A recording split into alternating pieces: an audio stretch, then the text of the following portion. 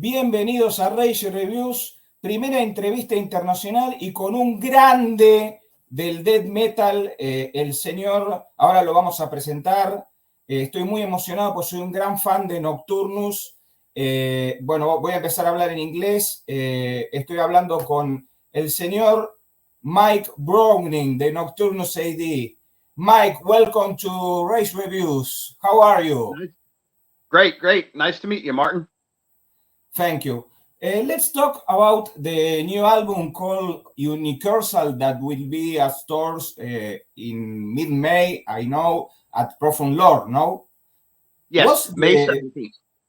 Okay, thanks.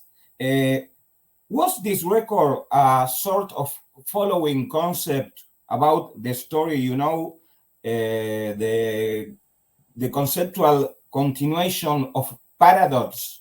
And another one question, who is Dr. Magus? Okay, yes, this album definitely is going to follow Paradox, and Paradox pretty much follows the key. So back when I did the key, we never did follow up with Thresholds, didn't follow the key because I didn't end up singing on it. So yeah. I really always wanted to follow the key story more. And Dr. Magus, he actually started on the key, where he was the evil scientist in the Andromeda Strain song. I didn't know that. Yeah, he was. I talked about him on the key on the last 4 songs, but I didn't really have a name for him back then. I had the character, but I didn't have an actual name. Sorry, the B-side? Excuse me? The B-side of the key?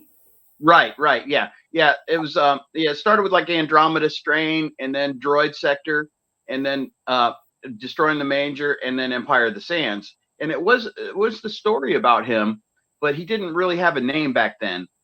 So when I got to doing, when I decided to do Nocturnus AD again, and I decided to continue the story on the B side of Paradox the same exact way, I decided I got to give this guy a name. You can see him on the cover of the key.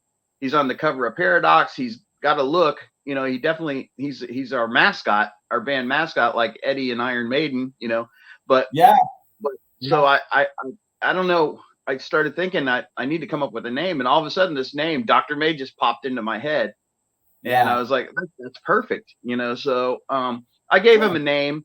Sounds cool. Yeah. So I took it right from Empire of the Sands.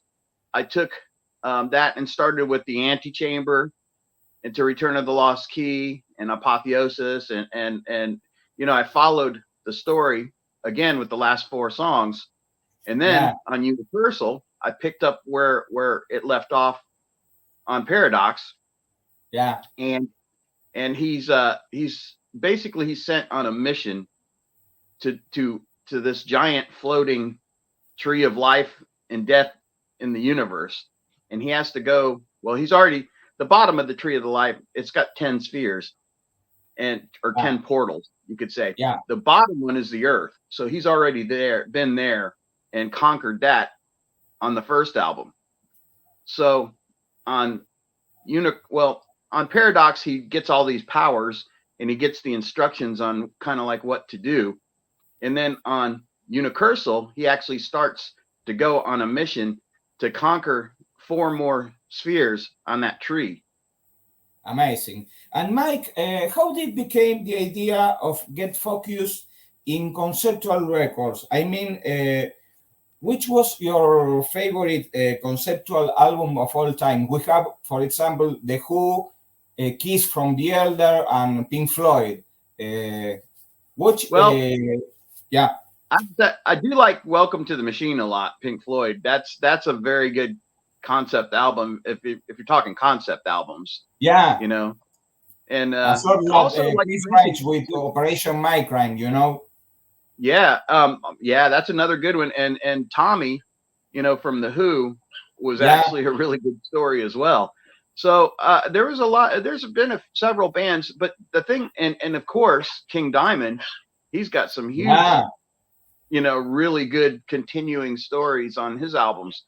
The only He's thing a very good storyteller. Yeah. Yeah, I didn't want to make the whole album one concept because that kind of could get old. So I thought taking the last 4 songs, because it kind of happened by accident on the key that it was the last 4 songs. Yeah. But it worked. So I thought, well, I'm going to keep with the last 4 songs, basically the B side. And then I can always write anything I want on the A side. So I can have a variety of stuff and still continue the story at the same time.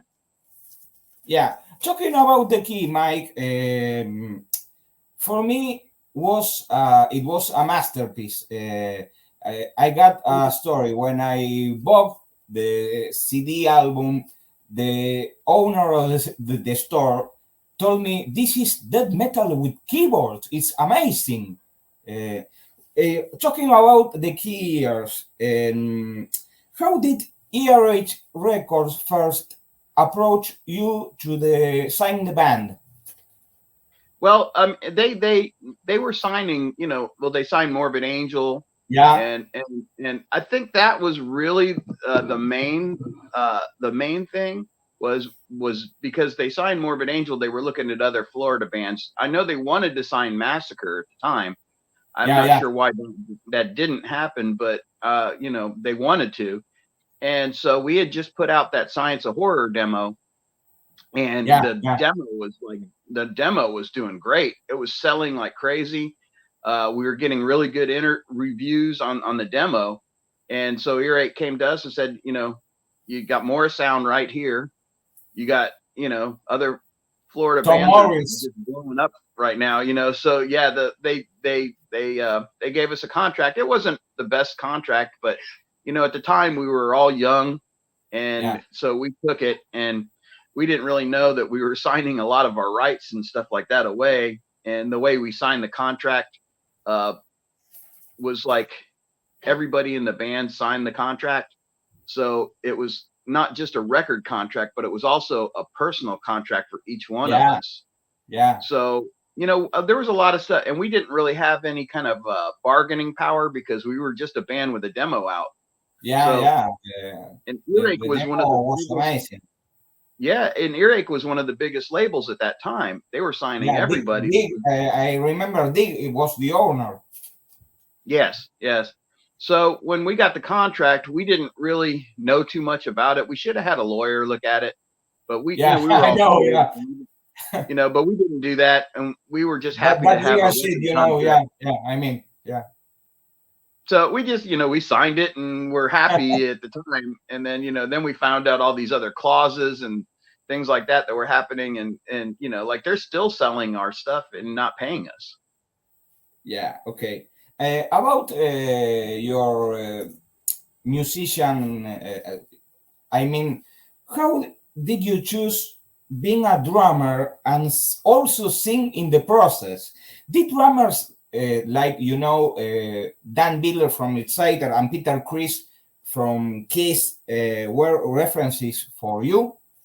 Yeah, well, actually, the one you mentioned, Exciter, that probably was the one that really got me to think I could do this too. Because when I was in Morbid Angel, we tried out a bunch of vocalists, and the bass player that we had, Dallas Ward, in the beginning, he was singing. And after he went to jail, so we had no bass player and we had no singer anymore. So we got another bass player, but we couldn't find a singer. I mean, we tried some people out, and we really needed somebody for Morbid Angel that was into the music and knew what we were doing. We were talking later about Morbid Angel. Mike, it's very tricky, play and sing at the same time. How did you manage between play and sing in the same time, at the same time? Well, it was, I think I was really familiar with the Morbid Angel songs. Yeah. And the way Trey was writing a lot of the lyrics in the beginning, I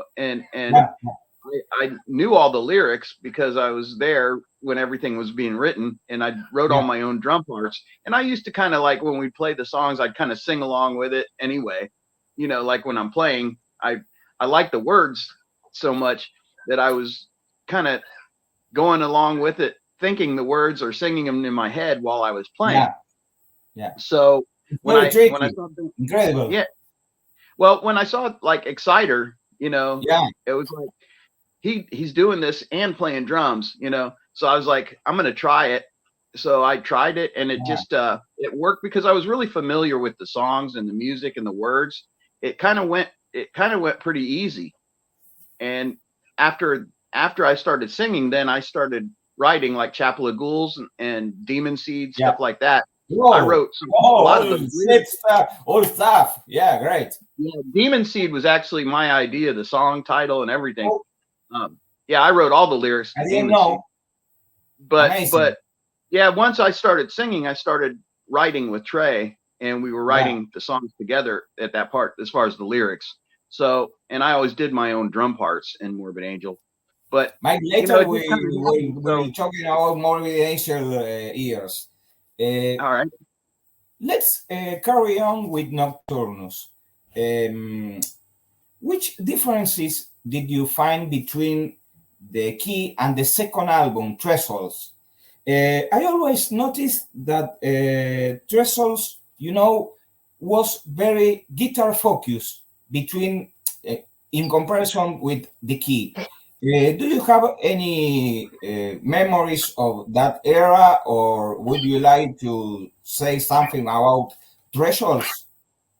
Well, the difference is that on the key, half of those songs were older songs, and they were written when like say Richard Bateman and Gino were in the band. So like BCAD, stuff like that. We were in, and so Gino wrote some of those rhythms, and then when he actually went to jail too. So when he went to jail, everything goes to jail. Incredible. Well, you know, when somebody goes to jail for a year or two, what do? You know, you have to replace them in the band.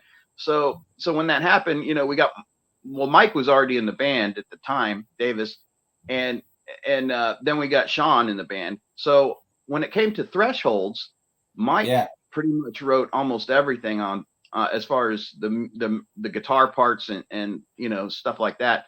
And he came up with some ideas for songs too, like some of the titles, and even on the Neolithic and Droid Sector, he and Andromeda Stream, those three were his ideas. So he would give me a song title, like I want to write a song about the movie Andromeda Strain.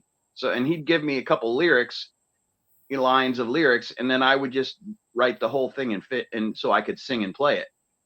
But when it came to and do you think that Thresholds is a solid Nocturnus album? Do you have good remembers of that record? Yeah, I mean, the thing with Thresholds is there was only like 2 songs that I contributed lyrics to because I wasn't singing anymore, and we had a vocalist, and he I know. For Thresholds, everybody was kind of contributing lyrics to the album at the time. The keyboard player, you know, Mike and me, but I didn't contribute a lot, but it was mostly the keyboard player and Mike and not Sean didn't contribute ever any lyrics, but and then of course our singer contributed. It was a different situation. Yeah, it was a completely different situation, and Mike wrote most of the music. Yeah. So I mean, I always wrote my very talented guitarist. Yeah. But he would write all the guitar rhythms, of course, and I always did the arranging of the songs as far as let's do this, you know, 4 times and then go into this and then to put a bridge here, and you know, I would put the song together, and they would come up with the riffs, but I would always put the song together, and so Thresholds was more of a mix of everybody, where like the key was mostly just you know, Gino and Mike and me. And it didn't really have anything else, you know, added to it. And I found differences between the key and Thresholds. They are brilliant, but my favorite also is the key. No, let's talk, Mike, about the comeback with Nocturnus AD in 2019. You have returned with an incredible album called Paradox. In my opinion, Paradox sounds fresh and solid, capturing the Nocturnus old school sound. How was this comeback process, And what remembers have or anything you would like to share of that era? Well, the thing is, after the band I had after Death is the Yeah, same people, the exact same people that ended up being, in Nocturnus AD. yeah, So what was happening is when we were doing After Death songs, and we would play live, we would always play some key songs, some songs off the key. So it got to be where we played almost every song here and there because we always changed the set around.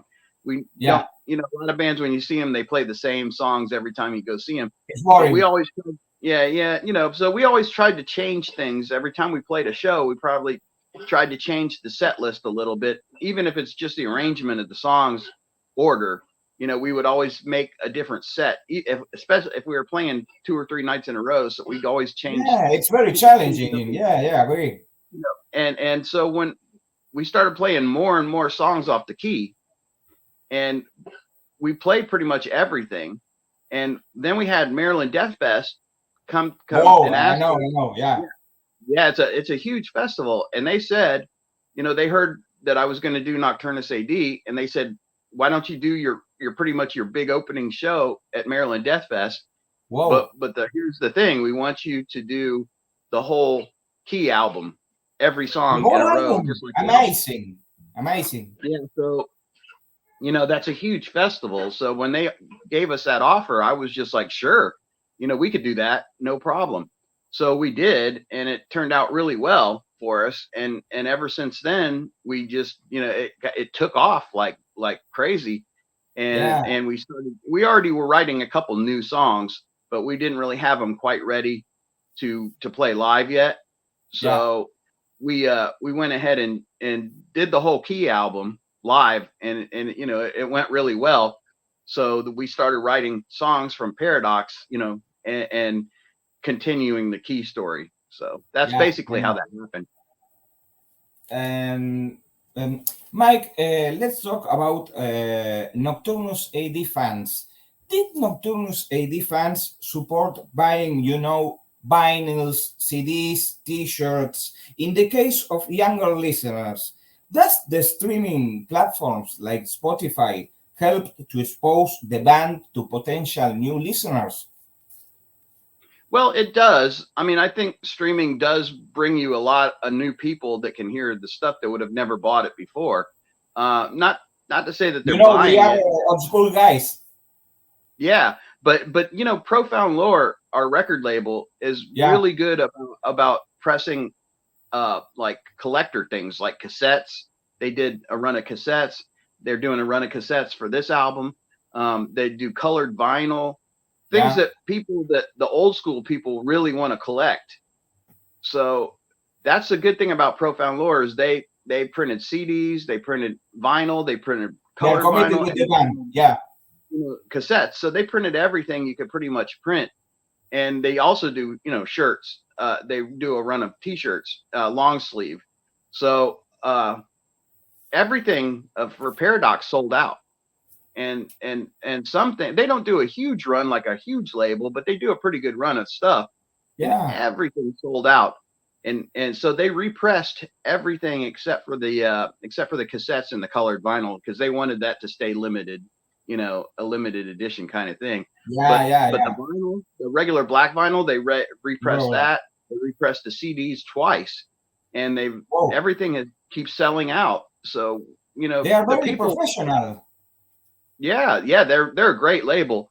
So the good thing is that they'll do runs of certain things and only leave it like if they only printed 250 or 200 cassettes, that's it. Whoa. So if you didn't get one of those, that's it. But they will repress CDs and things like that, and of course it's all on all the streaming. So if people don't have the money to buy this stuff, they can still hear it. Yeah, of course. And Mike, talking about streaming, in your opinion, what are for you the pros and cons of this new model of consuming music and business? The pros and cons, Well, I would say the pros of it are that you can reach your music can reach anybody in the world now that has a phone. Happens here in South America. Yeah, exactly. So a lot of people in a lot of countries don't have a lot of money, and they can't order and buy things just like, like, oh, this is coming out, so I'm just gonna buy it. So Yeah, I understand that, and I think it's a good thing that I can put a song out and it can reach anybody, literally anybody in the entire world, almost. it's the good But side of the story. Yeah. another bad thing though is the quality of streaming I is agree. not very good. And most people now are listening to the songs on their phone, which is terrible. And I have a pretty good car stereo, so my favorite thing is Yeah, to get in the car and throw a CD in, and or stream it even through my stereo, and listen to it in my car, and I still have a really good home stereo that's really loud, so yeah. I can listen to Old things like school that. rules, Mike. But the majority of people listen to the music on their phone now, and that really, the quality is really terrible when it Yeah, comes to that. I I mean, can you notice. can Yeah. if you're using earbuds and you got a decent set of earbuds or headphones, that's good. And we always, when we do the albums, we do a lot of stereo mixing. Yeah, So yeah. like one guitar player will be on one side and the other guitar player will be on the other side with their leads, and the rhythms are even offset a little bit, so Yeah. one person's Maybe, louder Mike, on one person. these things are not very known to younger fans, no? What do you think? No, no, but to me, when I make music, I got to be happy with it first. Yeah, awesome. So I want to put in a lot of effects and stereo effects and things like Yeah, that so when I listen to it, I'm hearing what I wanted to hear when I wrote the stuff. Like, I have a vision of a song, so I want to make sure that that vision that I have of the song comes out when I put it on and actually hear it after it's all finished. yeah. I'm very old school. I'm the same. Happens to Yeah. me. Mike, Yeah, a lot of people, let's talk a lot of about. the old school people, Sorry. want to hear, like really good sound. Yeah, Mike, let's talk again about Morbid Angel. Many people don't know that you have co-founded Morbid Angel with Trey and Dallas. How did you get in touch with them? And how was the Tampa metal scene during those years? I mean, also cities like Fort Lauderdale, Orlando. How was the Florida scene during the 80s? But it was starting to grow, and you didn't really have death metal. It was like metal. Everything was metal. So Yeah, I met Trey in high school. So yeah, I was in the high school, and then he was a new student that came into the high school. When I was in my last year of high school, he moved. He's like a year younger than me, so he moved. He was in 11th grade, and I was in 12th grade, and we met each yeah. other. And we started talking, and he's like, yeah, I play guitar, and I'm like, yeah, I play drums, because I played drums in the school band earlier in 10th grade. So I had a drum set already, and I was playing, and he had just got a guitar and started playing guitar. So we started talking, and he knew about the Necronomicon and stuff like that already, Yeah, and I yeah. did too. And nobody else in the school was like that really at all. It's usual. So Yeah, yeah, yeah. when he moved there, I was like, wow, this person, me and him like know a lot of the same stuff, and we get along, and he plays guitar and I play drums. We started a band. So it was called Ice in the beginning. Yeah, yeah, And it I was, know. Yeah. we did some jamming, but mostly it was cover songs, like Judas Which Priest and ones? stuff like that. And then we started, like, then Slayer came out. We started covering Slayer and Merciful Fate songs. And then we started writing more stuff like that. So it kind of came out of that. I would say like Slayer and Merciful Fate were, in the beginning of Morbid Angel, were huge influences. Yeah, I can notice the influences. Yeah. And Mike, in 1986, you have recorded the first Morbid Angel album, Abominations of Desolation. Do you have any memories of those sessions and why the album was finally not released? Well, we recorded it in like April of 1986. A friend of mine that used to live in Tampa moved, this guy named Mike, who was a singer, and he started playing in a band in North Carolina with a guy named David Vincent. Yeah. So he called me one day and he said, "Hey, I'm in this band with this guy, and he's got a whole bunch of money backing him up, and he's got a record label." And I told him about Morbid Angel. Can you send records? No. Right, called Goric Records. He had a label. So the Mike said, "Can you send this, my bass player a demo or something?" So we didn't really have a proper demo, but we recorded some songs on a boombox, and we sent it to him, and he sent us a record contract. And again, I was like 19 years old, so, we just signed it and sent it back, and then we went to North Carolina, and we went to record the album. And I had never been in a real studio before, so first time, we went there and recorded the album. And as soon as we finished the recording, David Vincent was like, "Okay, everybody go home, and I'm keeping Trey here for the mix." And there was a lot of stuff. I'm on half of that album. You got guitar, bass, drums, and vocals. I'm doing the drums and the vocals. And I had a lot of ideas for my vocals to put stuff here and there, things like that I wanted to do. And I didn't get to do any of that stuff because David sent all of us home after we recorded, and he kept Trey for mixing the record another whole week. So when Trey came back, he was a different person. He was like, "We got to fire the bass player." So we fired the bass player, and David Vincent has another bass player for us. So we got Sterling in the band. Sterling. Yeah, I remember. Yeah, and it's like it was just like one thing after the other. When he came back, he was a completely different person. But Mike, do you have good memories of those years? I mean, the shows and what we were doing was real. We were really into the Necronomicon and things like that, and creating something new in death metal. Yeah, you don't really look at it like that because death metal was very small back then. You only had a few bands. So the bands that, like in Tampa, you had Nasty Savage and Massacre, and that was about, Massacre wasn't in Tampa, but they were in Orlando, which is right next to, like an hour from Tampa. So the bands that we were in Florida or that we were listening to, we didn't want to sound exactly like them at all. So was a sort of competition between cities? What was that? Was a sort of competition of bands between, Tampa, Orlando? In the beginning, it wasn't. We were all friends, and we all wanted to play shows together.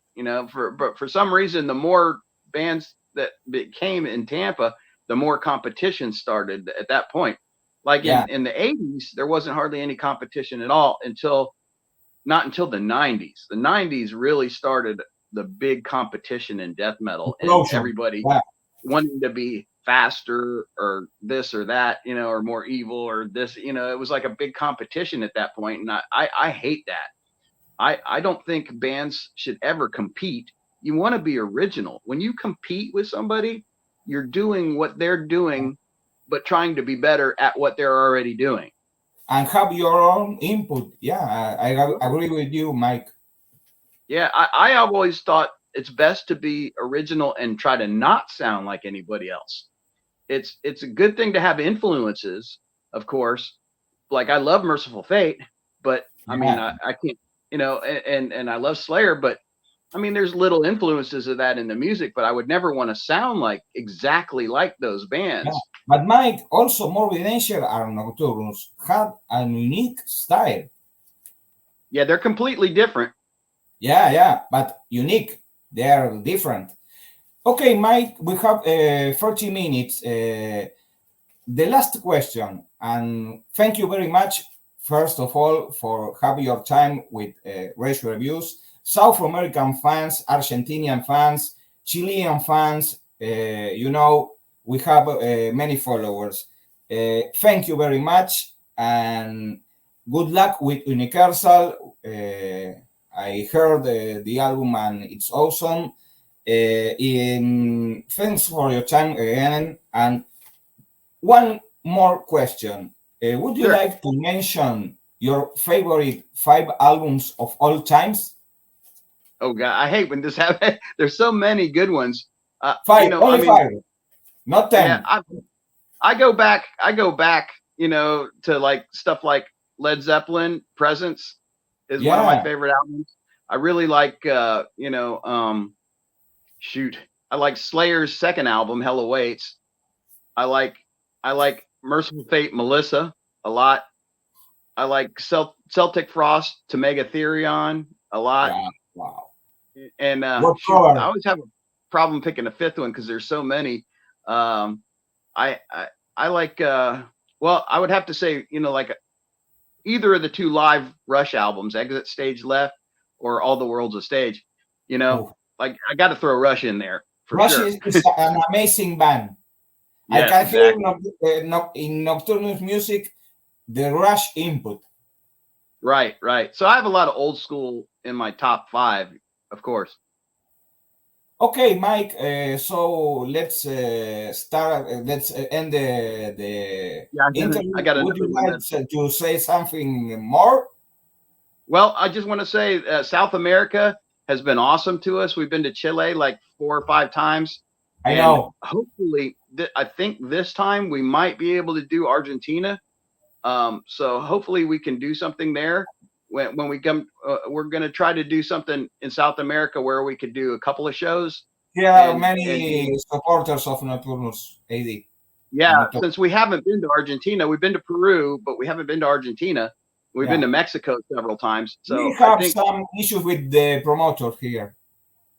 oh, well, we'll find out. Well, I mean, you know, we're talking to somebody right now in South America. So it's a possibility that we could possibly come there next year. Okay. Hope that it happens. Thank you very much, Mike, for having your time, and good luck with the new album. Thanks. Thank you. Thank you very much. It's awesome. Thanks. Bye. See ya.